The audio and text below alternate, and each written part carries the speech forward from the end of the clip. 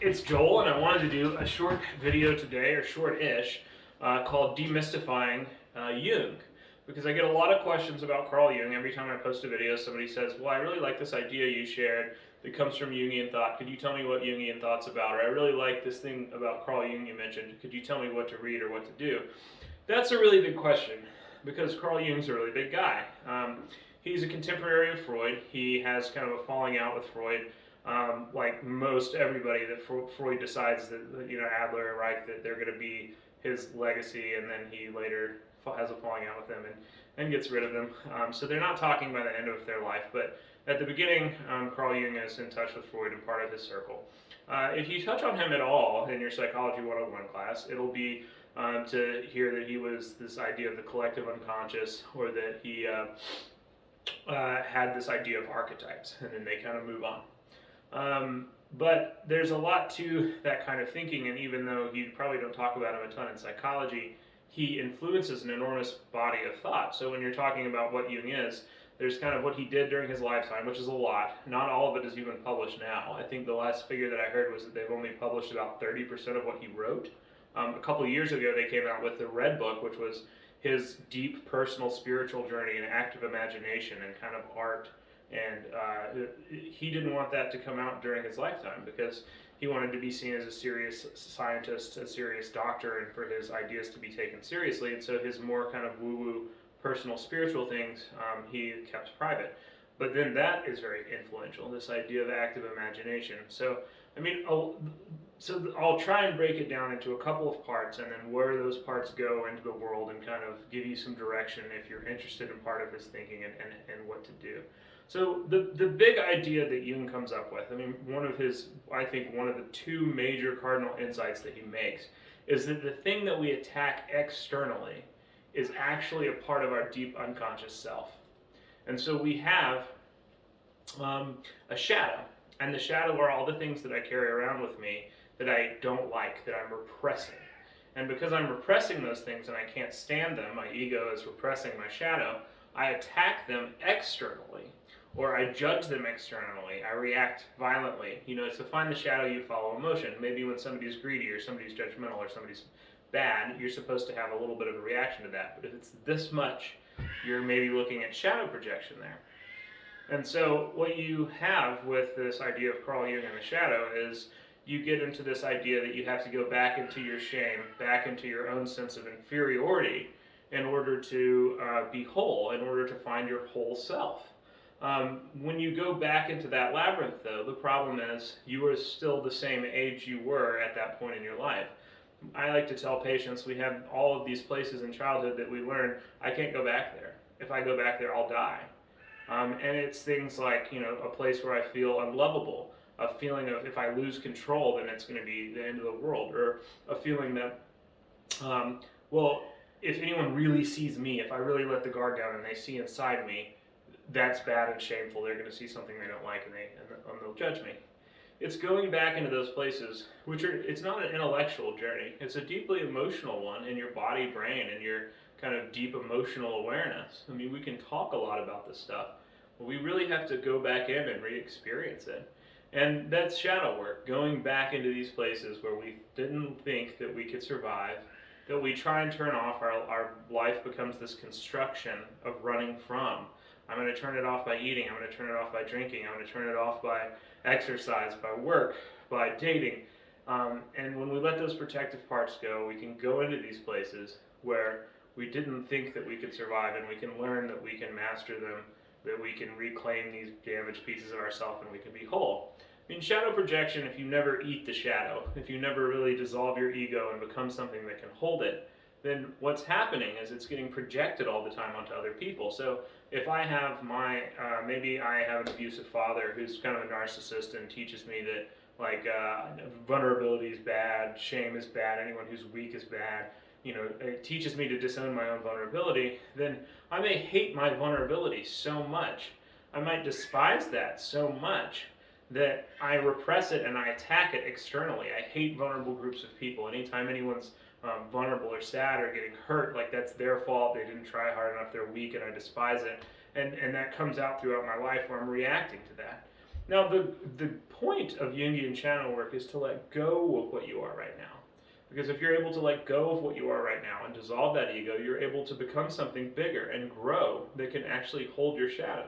But that's very scary, because letting go of what I am right now and all that I've ever known, the only thing that I've ever known how to be, feels like death. It feels like dying, because I'm letting go of a rigid self-image and I'm letting something else come up. This is very different than a lot of styles of therapy that are essentially ego management strategies. Cognitive therapy says, no, don't go there, don't go to the places that cause you anxiety, don't do that, kind of cover that up or move away from it. Jungian therapy is taking you into that. And the idea that we attack the things externally that we don't want to hold internally is probably one of Jung's major ideas. So later on, you get this kind of birth of comparative religion movement in the 70s, and Joseph Campbell's a part of that. And one of the things that Joseph Campbell does is he says, okay, well, there's essentially this sort of structure that gets projected onto the universe by people, and they see this, and this projection comes out through storytelling, through myth, through legend, through religion, that we're looking out and then we're creating these figures and we're telling these stories, but they're really what our unconscious mind is telling us that is the formula for a healthy life. That really is the journey of a full life that you should live if you're really going to grow and integrate. And that's why we put it in story and we make it this hero myth. And so Joseph Campbell is one of the people that you probably see in the kind of New Age or Jungian circles if you hear the idea of the hero's journey. And very briefly, what that is he says that if you, that there's this sort of cycle that all of storytelling follows, that there's a hero that is kind of in a static world, and this force says, the deep unconscious is calling to you, the magical world, it wants to pull you in. There's little glimmers that the world that the static world you're in is not all of what you could be. And there's guardians that say, oh, no, Lucy, the back of the wardrobe is wood. And like, oh, Luke, you can't leave the farm this year. And then eventually the hero breaks through into the world of the unconscious. They're pulled into a giant, larger world that's bigger than them that they can't understand. And they get hints that there's this big evil that they have to fight. There's this big thing that is the antagonist. And then they face it and they are scared by it. And as they finally get down to the bottom of the wheel, then they face their shadow. And when they face their shadow, the way that it's defeated is not by killing it, it's by integrating it. It's a surrender. You can't kill your shadow, you can't attack it. All the things that you hate about yourself really are hurt places you have to learn to love and accept. And so at the bottom of that wheel, you get, Luke accepting that Darth Vader is his dad. You get me realizing that, oh, I'm not so different from the bad guy. That actually, if there's something that happened in my life, I could have turned into that. That there's this deep acceptance. I mean, Gilgamesh does this. Zoroastrianism does this. The Odyssey does this. It's this kind of formula for heroic storytelling. And then the hero comes back into the world, and when they come back, they have one foot in the unconscious kind of fantasy realm, and they have one foot in the real world, and they become the wise wizard that pushes the next hero on this journey. The second thing that Jung comes up with, which is a really big, powerful idea that has some resonance, is so Jung is a lot better educated than the people, his contemporaries, or at least he's educated in more areas than they are.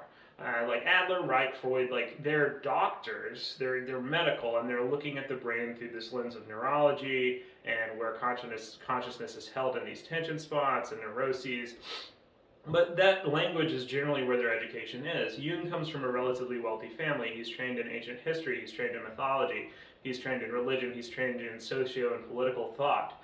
And so he's bringing this lens that's bigger than psychology into psychology. And one of the things that he starts to notice about what the unconscious must be operating in is when you have somebody who has taken, maybe a hallucinogen like LSD that dissolves the ego, or they're having a dissociative experience. The ego is kind of dissolved and the unconscious is just being projected and it's at play. So Jung's working with patients that have schizophrenia, basically. They can't tell the difference between their unconscious and reality, and all of these things are just being projected all the time. And he starts to realize that these patients are largely alcoholic, they're impoverished, they've never had any education at all, and yet they're describing these scenes to him from mythology. from all of these world religions. And so he's going, well, they never were taught this, yet this is what they're seeing. So there must be something in the deep unconscious, I'm going to call them archetypes, that are these pieces of story that we as humans project on the world, that we create because they're some part of our deep unconscious mind. And this also kind of goes into the comparative religion movement. I don't really think that Jung meant to start this thing that said, okay, let's go back and see what the common pieces of every religion is, you know? Like, I'm going to see what makes a peach tree a peach tree. Okay, well, this peach tree is a little shorter, this one grows over to the left, there's some differences here, but I'm going to define all the common elements and then say, well, what is it that makes a peach tree a peach tree? There's kind of this attempt in the 70s to do that with religion, to say, like, what are the common elements that mankind will always use to create a creation myth? And what does that say about ourselves? What does that say about the way that we think and make meaning, and make art, and make humanity, make self? And I don't think he really means to kick that off as much as he does. It's kind of like Charles Darwin probably doesn't mean to create the debate that he does. He's just sort of writing, hey, look, these birds' beaks on this island, you know, Charles Darwin's saying they eat these nuts and their beaks are a little bigger. And then this other bird, it doesn't eat those nuts and his beak didn't get bigger and harder. And then people say, oh my God, birds can change. You know, if the bird is in an environment, then the other birds get these genes and then they change. So what did humanity used to be? What if we came from pond scum? And there's this sort of a larger movement maybe than was intended. And so Jung gets criticized a whole lot during his life for being spiritual, for being woo-woo, for bringing spirituality into therapy too much. A lot of that is because he likes the idea of projection so much that he uses it all the time. So he'll have a sand tray and you put these little figures in the sand, and then he would interpret the symbols that the patients were drawing and making, you know, where they put the figure of the knight, where they put the figure of the rose, what that meant. He would interpret dreams. He would even sometimes bring in an astrological chart and see what the patient, you know, projects onto that. He's into a lot of these New Age things as a form of projective identification.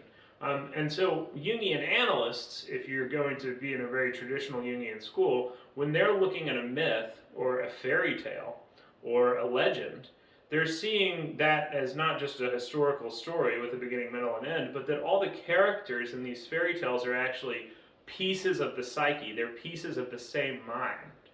And so when you're looking at the story and trying to figure out what it means, you're seeing the jealous stepdad as a protective ego. You're seeing the naive but young princess as the vulnerable child. You're seeing the terrible ogre as a traumatic event. And so you're sort of seeing this as a telling of some sort of psychological archetype. So traditional Jungian analysts use that kind of thinking a lot.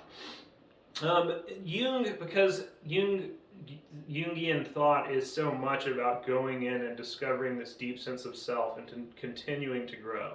And then looking at what we project onto religion, project onto God, and say, what does that say about me? You know, if I think that God is, discriminating or punishing or angry, or he only likes a certain group of people, and I decide that's what God is, really maybe that says more about what I need him to be, what my biases are. And so that when I work on myself, when I discover my deep self, then I'm projecting my biases a little bit less as I eat my shadow. And what I'm able to do is let God be a bigger image, a bigger projection, a more gentle sense of religion. And Jung, I think that's why Jung goes into a lot of obsession with mysticism and Gnosticism by the end of his lifetime. It's because those are philosophical traditions that are about going in and unearthing the deep self and knowing the deep self so that the deep self will let us see God in his fullness, or this projection, this projection of the deep unconscious in honesty. And that is something that he chooses to do privately, which is just now kind of coming out. He did publish seven sermons to the dead, which is a Gnostic publication in his lifetime. But now we know that he really didn't want to. That was something that he wanted to keep. He wanted to keep secret, and the Red Book and everything else were things that he did keep secret until years after he dies, when his family publishes them. So, I mean, there's still a whole lot more to get into. There's a lot more things that he does. Probably the biggest one that I don't have time to go into very much is the idea of the Myers-Briggs. Jung takes those Jungian archetypes and he says, okay, well, these are different modes of thinking, the knight and the warrior and the king and the wizard, and we can only be using one of these problem-solving methods at a time. When I'm introverting, when I am going deep and pulling images from within the self to try and understand them, I cannot be extroverting. I cannot be taking in new images to try and understand them. Those are two modes of thinking that are completely opposite. And so what Myers and Briggs do in order to make Jungian thought a little bit more mainstream is that they take this and turn it into a test with these letters, EI, introvert, extrovert. But what the Myers-Briggs essentially is, which is Jungian therapy, I mean, he is responsible for that, is it's saying that there are 4 ways of problem solving, or 8 ways of problem solving, but 4 of them are diametrically opposed to another one. So at any point in time, we're only doing one, and that we all kind of have a comfort system where we are more comfortable with one mode of thinking, introversion or extroversion, or intuition versus detailed, logical, rule following, and that we cling to one of them. And then as we integrate the shadow, then we're kind of letting it go, we're growing, we get better at it. A lot of times you'll sort of marry your shadow, you'll marry your opposite. So that would be another direction that his thought goes. So hopefully that's helpful, clear as mud, in explaining like a couple different directions of Jungian thought if you are wanting to get into any of the ideas and read a little bit more about them. If you do like the Myers-Briggs stuff, I highly recommend John Beebe. I think he's an incredible scholar, and he does a lot of work with the Jungian typology that is really cool. So leave me a comment, let me know if there's anything that I didn't get to or that you would like to know. And check out the website, gettherapybirmingham.com, for more videos. We are located at 2025 Shady Crest Drive, Hoover, Alabama. And come see us if you're in the area. Take care.